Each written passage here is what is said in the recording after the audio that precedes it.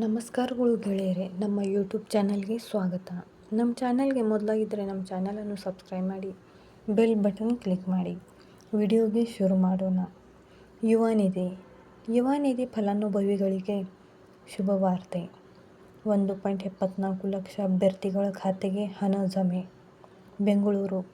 ಯುವ ನಿಧಿ ಯೋಜನೆ ಅಡಿ ಈ ಮಾರ್ಚ್ 10ರವರೆಗೆ 2,62,207 ಅಭ್ಯರ್ಥಿಗಳು ನೋಂದಾಯಿಸಿಕೊಂಡಿದ್ದು, ಈ ಪೈಕಿ ಜನವರಿ ಅಂತ್ಯಕ್ಕೆ 1,74,170 ಫಲಾನುಭವಿಗಳಿಗೆ ನಿರುದ್ಯೋಗ ಭತ್ಯೆ ನೇರ ನಗದು ವರ್ಗಾವಣೆಯ ಮೂಲಕ ಪಾವತಿಸಲಾಗಿದೆ. ಉಳಿದ ಅರ್ಜಿಗಳ ಭೌತಿಕ ಪರಿಶೀಲನೆಯ ನಂತರ ಭತ್ಯೆ ನೀಡಲಾಗುವುದು ಎಂದು ಸಚಿವ ಡಾ. ತಿಳಿಸಿದ್ದಾರೆ. ಯುವ ನಿಧಿ ಯೋಜನೆಯ ಪ್ರಮುಖ ಅಂಶಗಳು ನೋಡೋಣ. ಪದವಿ ಮತ್ತು ಡಿಪ್ಲೊಮಾ ಪೂರೈಸಿದ ತಕ್ಷಣವೇ ಅರ್ಜಿ ಸಲ್ಲಿಸುವ ಅವಕಾಶ. ಆನ್ಲೈನ್ ಮೂಲಕ ಅರ್ಜಿ ಪರಿಶೀಲನೆ. ನೋಂದಣಿಯಾದ ಬಳಿಕ 6 ತಿಂಗಳವರೆಗೆ ಉದ್ಯೋಗ ದೊರೆಯದಿದ್ದರೆ ಮಾತ್ರ ಭತ್ಯೆಗೆ ಅರ್ಹತೆ. ಈ ವರ್ಷ 2.62 ಲಕ್ಷಕ್ಕೂ ಹೆಚ್ಚು ನೋಂದಣಿಗಳು. 1.74 ಲಕ್ಷಕ್ಕೂ ಹೆಚ್ಚು ಫಲಾನುಭವಿಗಳಿಗೆ ನೆರವು. ಆರ್ಥಿಕ ನೆರವು ನಿರಂತರ ಪ್ರಕ್ರಿಯೆ. ಮುಂದಿನ ವರ್ಷ ಫಲಾನುಭವಿಗಳ ಸಂಖ್ಯೆ 5ರಿಂದ 10 ಲಕ್ಷಕ್ಕೆ ಹೆಚ್ಚುವ ಸಾಧ್ಯತೆ. ಯೋಜನೆಗೆ ಯಾವುದೇ ಅನುದಾನದ ಕೊರತೆ ಇಲ್ಲ.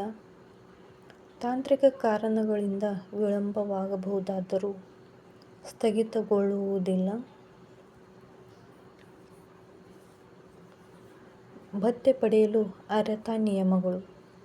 ಪದವಿ ಅಥವಾ ಡಿಪ್ಲೊಮಾ ಪೂರೈಸಿದ ಅಭ್ಯರ್ಥಿಗಳು ಮಾತ್ರ ಅರ್ಜಿ ಸಲ್ಲಿಸಬಹುದು.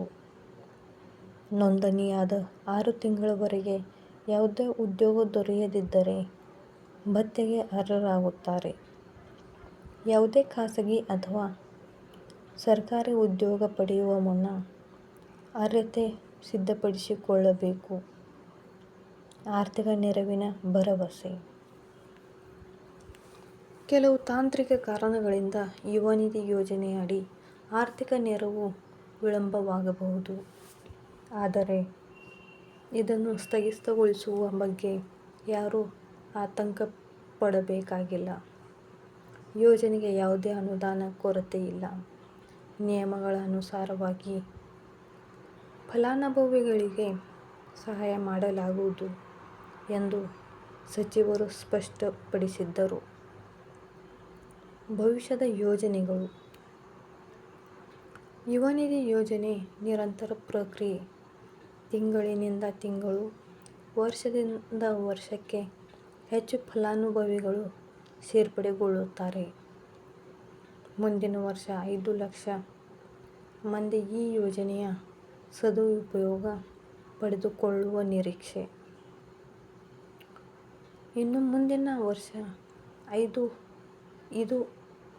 10 ಲಕ್ಷ ಫಲಾನುಭವಿಗಳಿಗೆ ತಲುಪುವ ಸಾಧ್ಯತೆ.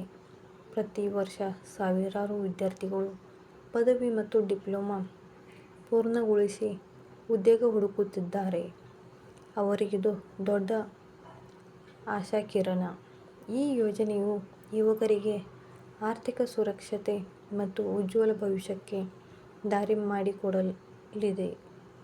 ಇಂತಹ ಮಾಹಿತಿಗಾಗಿ ನಮ್ಮ ಚಾನಲನ್ನು ಸಬ್ಸ್ಕ್ರೈಬ್ ಮಾಡಿ, ಬೆಲ್ ಬಟನ್ ಕ್ಲಿಕ್ ಮಾಡಿ. Thank you for watching.